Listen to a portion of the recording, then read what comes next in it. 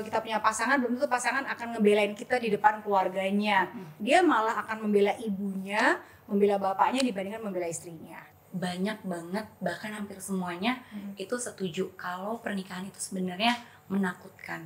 Apa sih sebetulnya proses-proses dalam kehidupan diri saya dulu yang menyebabkan akhirnya saya menghadapi pernikahan itu menjadi menakutkan?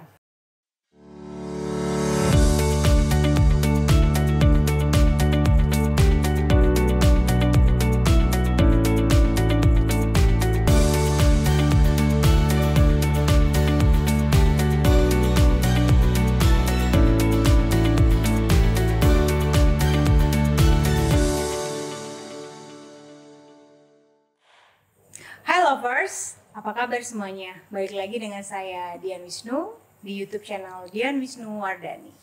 Malam ini kita akan bicara tentang marriage it's scary. Saya hari ini bersama dengan Diadim, seorang tiktokers dan juga calon psikologis. Oke, udah nggak sabar pastinya ya, karena YouTube ini rencananya mau kita pakai buat kuliah dan juga buat kasih edukasi buat semua teman-teman yang ketakutan dengan pernikahan. Nah, jadi apa benar sih pernikahan itu begitu menakutkan atau justru membuat kalian jadi makin penasaran kayak apa sih pernikahan itu? Langsung aja ya, kita serahkan kepada Diadim.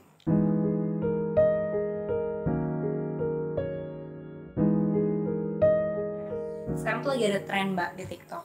Nah, jadi tuh ada orang biasanya video biasa, terus nanti ada captionnya nih, marriage is scary, kayak namanya, pernikahan tuh menakutkan, gitu kan. Terus nanti diikutin setelah itu ada kalimat, gimana kalau, jadi ibaratnya kayak mereka tuh udah kepikiran kalau nanti pernikahan mereka tuh nggak seindah yang mereka bayangin. Gitu.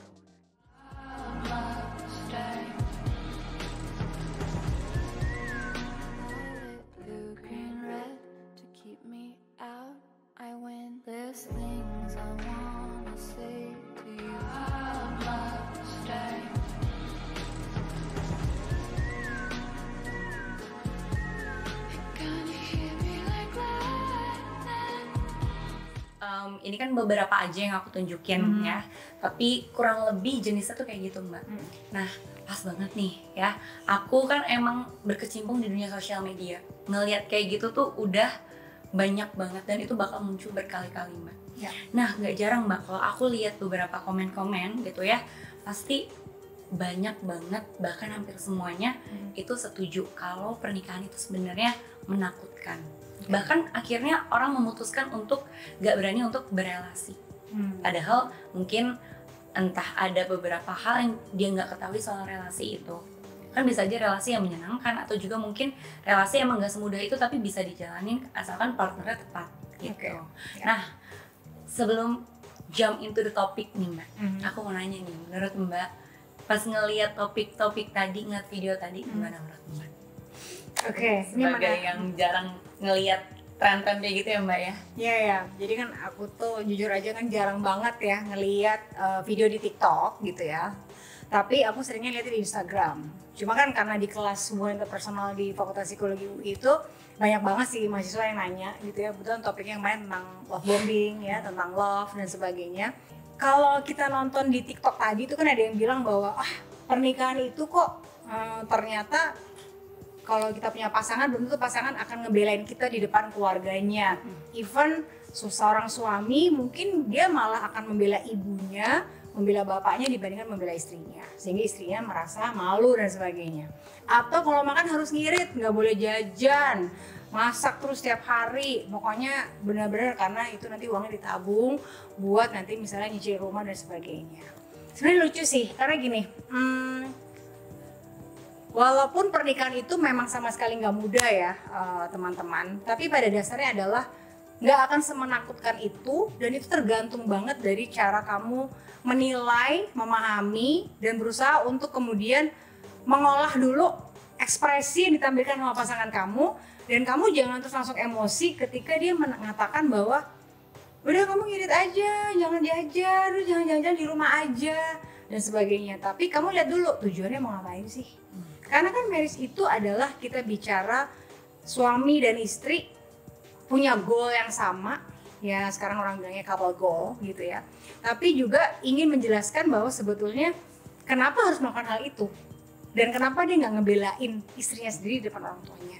Ya mungkin orang tuanya kalau misalnya nggak dibelain, dia akan nangis, akan minta perhatian lebih dan sebagainya, sehingga malah merugikan relasi antara suami istri. Nah itu kita harus lebih dewasa dan bijak untuk melihat kondisi-kondisi itu. Jadi marriage itu nggak cuma bicara tentang compromise, patungan beli rumah, patungan beli mobil, terus patungan bayar uang sekolah anak gitu ya, siapa yang jemput, nggak cuma itu, tapi juga gimana caranya menjaga perasaan orang tua di depan pasangannya sendiri, dan mungkin malah kadang-kadang bisa mengorbankan pasangannya gitu ya, tapi please pasangannya diem dulu, jangan emosi yang negatif. Jadi pelan-pelan lah gitu. Oke, berarti kita kemampuan untuk regulasi emosi diperluin banget ya Mbak ya. Yes. Dalam pernikahan, bahkan sebelum pernikahan itu dimulai sendiri. Nah, kalau tadi kan ngomongin baru satu trennya Mbak ya. Yes. Nah, kalau tadi udah disimpulkan dari beberapa video, mungkin itu kan soal gimana mereka takut ya Mbak ya, cemas sama hal-hal yang belum terjadi sama mereka. Bahkan mungkin mereka sekadar ngelihat dari berita-berita, mungkin maaf ada berita-berita yang lagi viral nih sekarang kayak maaf KDRT, perselingkuhan yang bisa menyebabkan perceraian, perpisahan gitu ya Mbak ya. Oke nggak sih Mbak, kira-kira orang udah berusia ya let's say kita bilang udah 18 tahun ke atas, udah menuju dewasa, itu pengambilan keputusan dalam memutuskan punya hubungan, punya gue takut buat nikah, itu tuh berdasarkan rasa takut dan rasa cemas. Itu menurut Mbak gimana kira-kira? Sekali lagi nih, kita kan hidupnya di Indonesia ya, artinya gini, kita tuh kalau marriage itu pasti kita membutuhkan yang namanya bagaimana restu dari orang tua, dan gak cuma itu, kita harus kenalin juga pasangan kita dengan teman-teman kita, lalu kita lihat apakah teman-teman kita juga setuju dengan calon pasangan kita itu. Nah, jadi kalau misalnya kita berjalan menuju pernikahan, lalu kita juga punya ketakutan, punya kecemasan, mungkin salah satu cara yang bisa dilakukan ya lovers, kita berusaha untuk memahami dulu perasaan kita sebetulnya seperti apa gitu ya, dan kita berdamai dengan perasaan kita sendiri. Artinya kita tahu bahwa kita cemas karena apa, kita bingung misalnya karena apa, terus kita ketakutan karena apa, sehingga kita tahu apa ya, kayak sumbernya dulu, sehingga kita juga ketika mengalami itu nanti dalam pernikahan, kita tahu kita mesti ngapain gitu. Jadi tadi kan dia udah bilang bahwa kita harus paham yang namanya regulasi emosi, kita juga harus tahu bagaimana cara misalnya kalau kita nggak bisa meregulasi emosi kita, kemana kita mencari gitu ya, kita ke psikolog, kita ke terapis ya, konselor gitu ya, dan juga kita bertanya bahwa apa sih sebetulnya proses-proses dalam kehidupan diri saya dulu yang menyebabkan akhirnya saya menghadapi pernikahan itu menjadi menakutkan. Jadi kamu harus berdamai dengan masa lalu, dan itu butuh proses yang bisa dikatakan lumayan lah. Oke. Berarti penting banget ya Mbak ya untuk sadar diri juga ya Mbak ya. Yeah. Jadi sebenarnya kita nih lagi beneran butuh hubungan atau justru harus selesai dulu nih sama diri kita gitu ya Mbak ya. Betul. Nah Mbak tadi kan soal trennya itu sendiri. Kira-kira nih Mbak, kalau Mbak sendiri kalau ngasih tahu ke anak-anak Gen Z zaman sekarang gitu Mbak, gimana sih Mbak supaya nggak takut untuk punya relasi padahal belum nyoba atau bahkan belum belajar soal relasi sehat, terus udah takut duluan sama gara-gara kemakan marriage is scary itu sendiri. Jadi gini, buat teman-teman Gen Z ya, banyak sih memang yang nanya gitu DM di Instagram saya, terus nanya Mbak kalau misalnya punya pacar tuh sebenarnya gimana sih gitu. Jadi kalau kita bicara pacaran atau kita berusaha untuk pengen punya pacar, itu kan sebenarnya usaha untuk kita pengen tahu bahwa kita ini cukup bisa berkomunikasi nggak sih dengan pasangan kita. Lalu bagaimana sih cara kita berkomunikasi dengan pasangan kita sehingga itu bisa membuat diri kita akhirnya tahu bahwa oh ya ini waktunya nih, gue udah nggak apa-apa kok. Dan dinikmatin prosesnya itu dalam arti nggak bisa dibilang bahwa relationship itu fun banget, itu enggak, karena kita lagi nggak main bom kar, bungee jumping, atau kita lagi nggak piknik, nggak. Relationship bukan about piknik gitu ya. Relationship itu tentang bagaimana kita sebetulnya berproses dengan diri kita sendiri untuk kemudian membuat sebuah relasi itu menjadi nyaman, terutama buat kita, lalu akhirnya nyaman juga buat pasangan kita. Jadi Gen Z nggak usah takut menjalin relasi. Itu kalian belajar sebetulnya. Berantem, marah, sedih, nangis, bete, baper, apapun emosi yang kalian rasakan, kalian coba nikmatin. Nikmatin itu dalam arti kayak kita makan kue. Makan satu, oke aku lagi marah. Yaudah aku lagi marah. And then aku butuh apa ya? Aku mesti kemana supaya aku marahnya nggak meledak-meledak dan akhirnya nggak merugikan relasi aku dengan pasangan. Jadi berusaha untuk tahu dulu segala rasa yang dia didapatkan dari punya relasi dengan pasangan, terus berusaha juga untuk memperbaiki rasa-rasa yang negatif sehingga jadi tahu, oh iya ya, aku nggak boleh gini dong, nggak boleh cepat marah dong. Dan saya punya tips yang paling berhasil yang pernah saya berikan ya buat teman-teman Gen Z adalah kalau mau marah, coba hitung 1 sampai 100. Percaya deh, kamu mau marah, mau ngeluarin kata-kata maki-maki pasangan kamu misalnya, atau kamu pengen nangis, sambil ngitung kamu ambil nafas, kamu hembuskan, maka insya Allah kamu akan lebih sabar. Paling nggak kamu jadi tahu, nanti dulu deh, ini bukan waktunya buat marah-marah, nanti kita lihat lagi gitu. Jadi pakai jeda. Oke, ya. Jadi bukan berarti nggak boleh marah atau nggak boleh sedih ya Mbak ya? Boleh banget. Boleh banget, justru cuman marahnya sama sedihnya nih jadi lebih terkontrol gitu ya Mbak ya. Tuh ya, jadi sebenarnya ada tren kayak gitu tuh seharusnya bukan jadi nakut-nakutin kita ya Mbak ya justru, tapi justru malah bikin kita jadi harus lebih aware sama diri kita sendiri gitu ya Mbak ya. Nah, terakhir kali ya Mbak ya ini. Nah, kalau ngomongin tadi Mbak Dian kan udah lihat sendiri tren-trennya. Kira-kira buat Gen Z yang akan datang nih dengan tren-tren soal hubungan, baiknya tuh biar nggak jadi ketakutan, yang harus kita serap tuh harusnya yang kayak gimana sih Mbak? Gitu, karena kan nggak memungkiri juga ya Mbak ya, kita nih pasti sering terpapar sama sosial media. Terus kapan kita harus bisa ngambil informasi-informasi yang oke atau enggak gitu soal relasi itu sendiri gitu Mbak.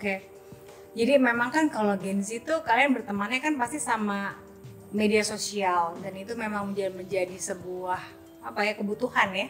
Bener gak sih? Bener. Kamu Gen Z bukan? Gen Z. Nah, jadi anak aku kan Gen Zalfa katanya gitu, dia bangga banget tuh dengan sebutan itu ya. Tapi handphone tuh lebih takut kan kalau hilang gitu ya, tap dan sebagainya. Terus kayak, kok Instagram aku error kenapa ya gitu. Itu lebih panik daripada mungkin nanti pacar aku gimana ya rasanya gitu ya. Jadi kalian tuh kadang-kadang mesti mikir gini, kita itu kan nanti kalau punya pacar, kita nggak pacarannya sama Instagram, kita nggak pacaran sama TikTok, kita pacaran sama human being.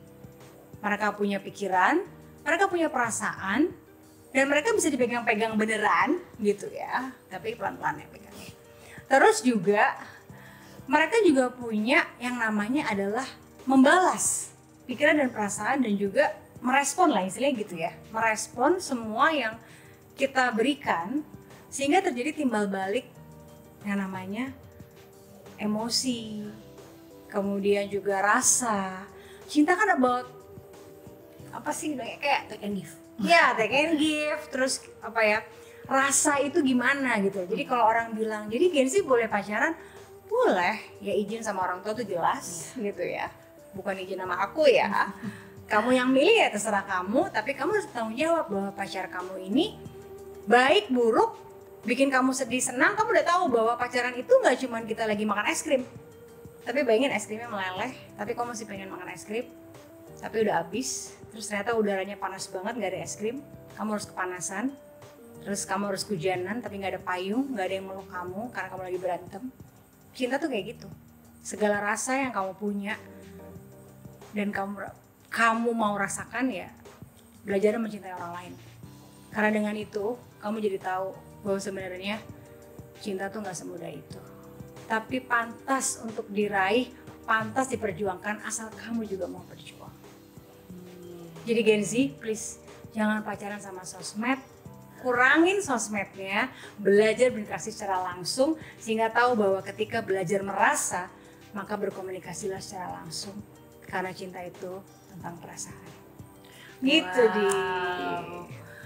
Ini ya dalam banget ya closingnya karena kita tuh biasanya emang selalu sibuk sama sosmed sih Mbak. Apa-apa kalau ngeliat sosmed, wah kayaknya nih gue banget gitu ya. Padahal kita lupa nih cross check lagi, lupa riset lagi, terus lupa sadar lagi nih sebenarnya kan kita nanti punya pasangan ya di kehidupan nyata ya Mbak ya. Yes. Oke, mudah-mudahan buat teman-teman Gen Z ya atau yang udah terpapar sama yang nakut-nakutin, udah deh udah nggak perlu takut lagi ya buat bisa menjalin relasi, apalagi relasi sehat. Coba belajar dulu, kalau kata Mbak Dian tadi, coba belajar regulasi emosi ya Mbak ya, sama sadar diri juga. Oke Mbak Dian, aku serahin lagi ke Mbak Dian ya. Thank you Di. Jadi teman-teman Gen Z, pernikahan itu bukan menakutkan, tapi pernikahan itu menjadi menakutkan ketika dua orang tidak berusaha belajar dan berusaha memahami dan kemudian mencari pertolongan ketika itu begitu menakutkan. Jadi teman-teman tolong, ketika mau memulai sebuah relasi tapi Anda merasa takut, kalian tahu bisa nyari siapa? Bisa ke Dian Wisnu, psychologist, ya, bisa tanya ke Mbak Dia, mungkin untuk melakukan konseling sebagai seorang sarjana psikologi. Tapi yang pasti, kapan kamu bisa tahu bahwa kamu bisa menikah dengan seorang dan bukan karena rasa takut, kamu tanya sama diri kamu sendiri, kapan aku bisa menikah? Kapan aku mau menikah? Dan dengan siapa aku menikah? Karena itu adalah tanggung jawab kamu sendiri, bukan tanggung jawab kita. Oke, gitu aja lovers. Selamat malam. Semoga nanti kamu dapetin orang yang kamu suka dan benar-benar bisa mengertiin kamu dan tidak membuat pernikahan itu menakutkan. Sampai ketemu lagi. See you.